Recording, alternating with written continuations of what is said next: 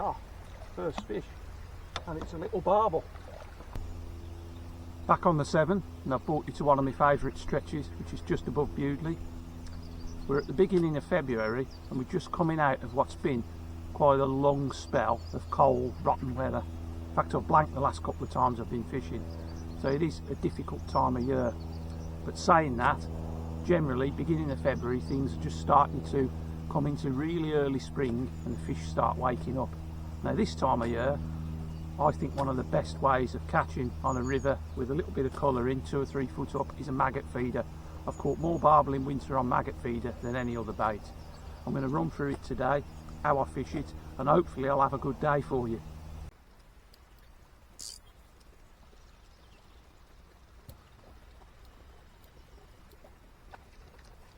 So I'm starting off with a 90 gram feeder, which is just over 3 ounces. That's just about holding. I'm fishing 4 maggots on a 12 hook. Starting off with quite a big feeder because I want to put some hemp in. The first hour I shall put 50-50 hemp and maggot in. What I'll do from there is switch to probably a smaller feeder. But what I want to do initially is attract some fish into the area. Just dropping that shorter middle into a channel about 10 foot deep.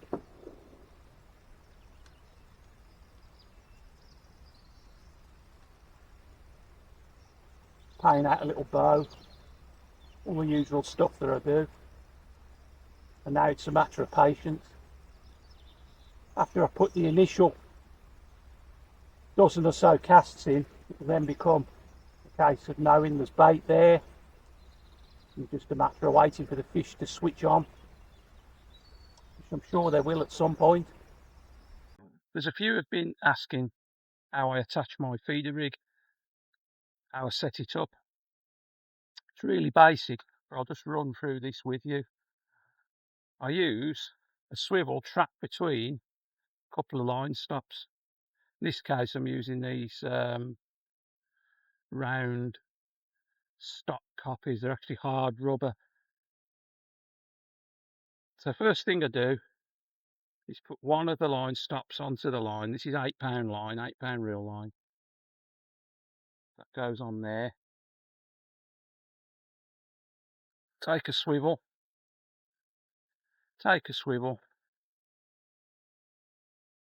onto there. So I've got the swivel traps against the first stop. Now take another line stop.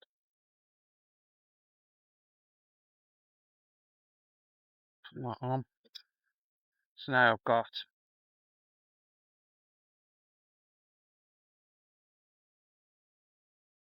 the swivel trap between 2 line stops,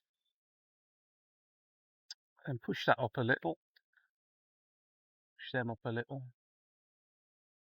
Then I take one of these.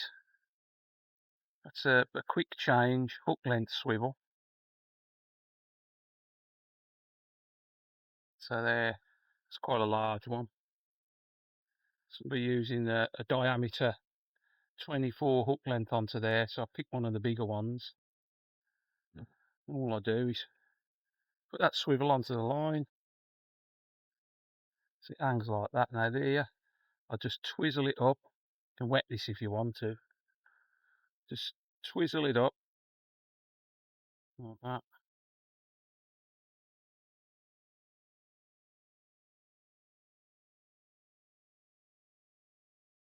And tie a figure of 8 into there.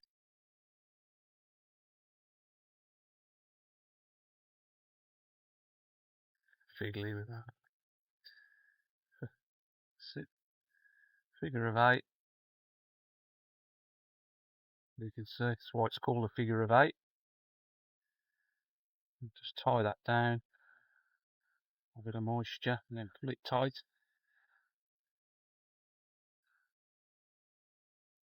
Cut off the tag end.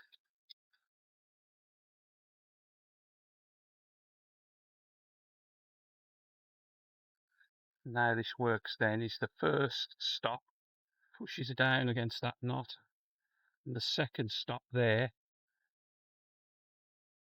that becomes a bolt. So I generally leave half an inch between the two. When you get a bite, the line traps against that top stop. That's what gives you the drop back indication. This here, this doubled up bit, helps protect the feeder. Sorry, it protects the line from the feeder. So today I'm going to use a black cap maggot feeder, which I've modified so they've got bigger weights on. There's a 2.5 ounce one. As you can see, that's how it will sit on the line. Like that. This creates a nice standoff here, so you don't reel in and find all the hook length wrapped around the feeder. It helps the hook length stand off from the feeder. And having a quick change like that, I can just push that rubber back and put the loop of my hook length onto there, pull that tight, and that's my hook length attached. It's sitting just below the feeder. So really straightforward. It's worth learning how to tie this up. It really is probably the best, most reliable knot to use. It's never let me down. I'm using £8 Maxima today with that, which is, it's a lot stronger than £8. It's very robust. And the hook length's going to be a size 14 Camazan V911 hook, tied to 024 hook length, which again is around £8 or £10.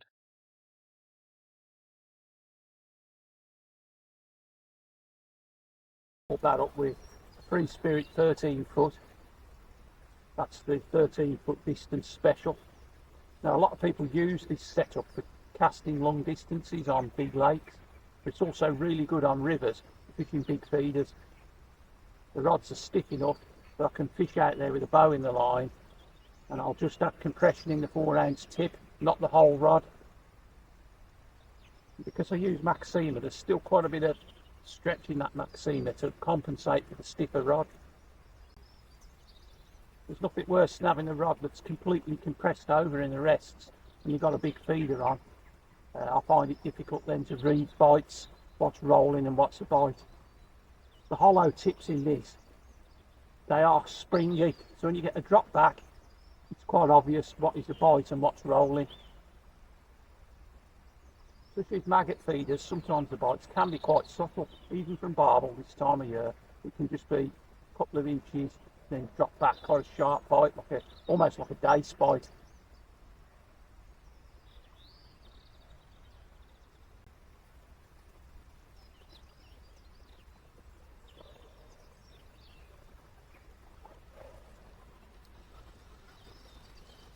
I'm looking to cast this every 5 minutes for the first hour with the big black cap.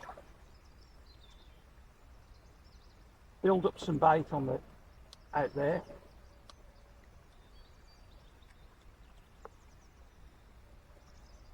And once I've built it up, I can then look to sit on it longer for bites.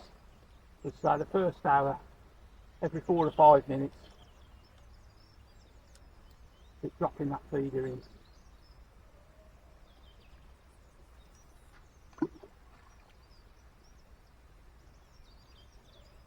I'm paying quite a big bow out today.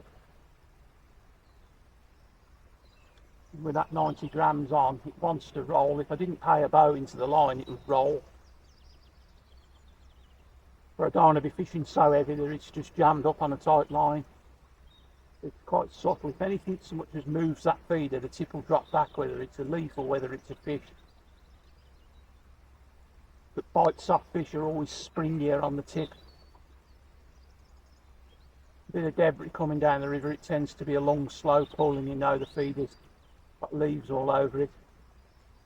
But bites are definitely more, you get to know over time what's a bite and what's debris. But saying that, this time of year the river's quite clean. All the leaves have come and gone. We've had big floods which just took all the rubbish off the banks. So you can actually hold out in the middle of the river for quite some time now.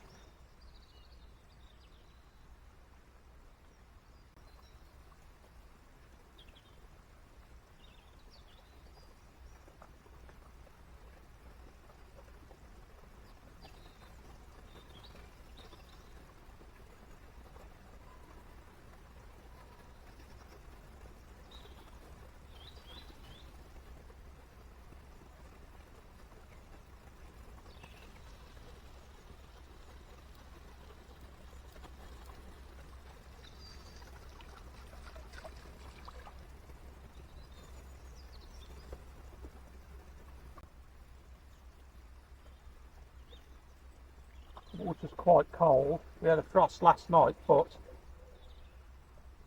we have had warmer days. The temperature's been up to 10 and 12 degrees in the daytime. And that's going to make a big difference.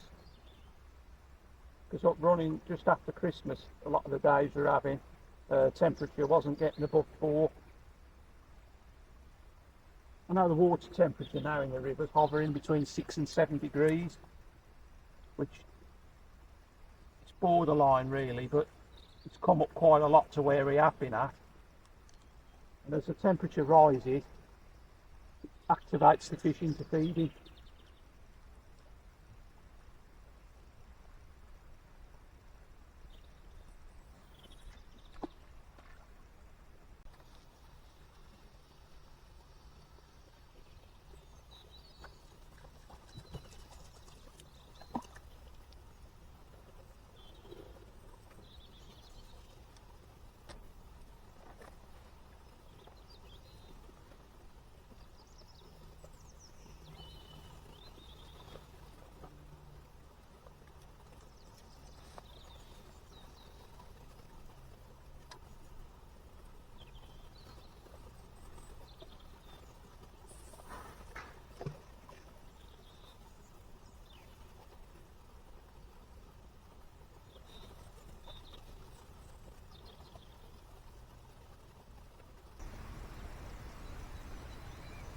Well, I've just changed over to a lighter feeder.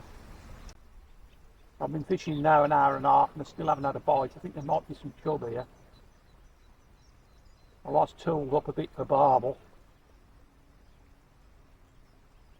It's gone down to like a 16 to 020. There's 3 maggots on a 16. Sometimes it can make a difference scaling down.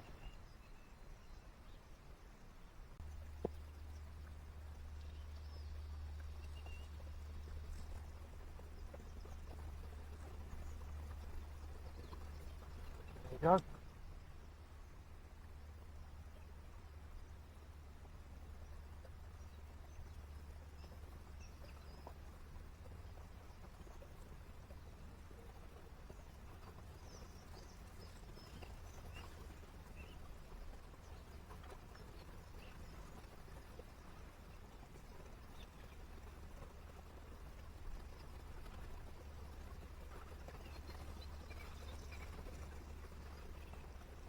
So the first cast I've scaled down, that's amazing.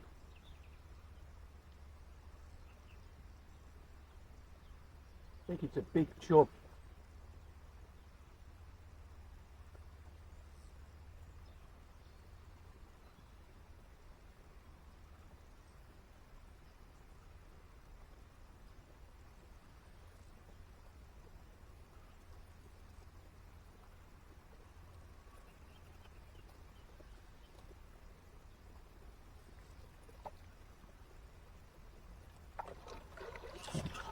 It's a small barbel.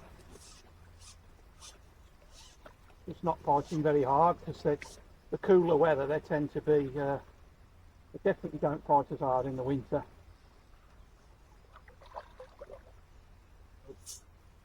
I'll get me under the bank. Woke up.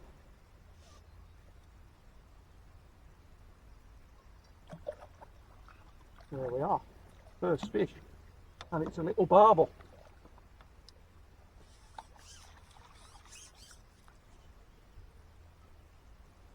A nice positive start. So I've scaled down and got a bite straight away. I don't think that's always coincidence. I've gone from a size 12 to 024.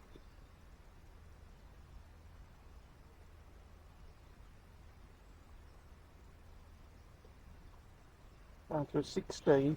It's given me a little barbel, about £3 for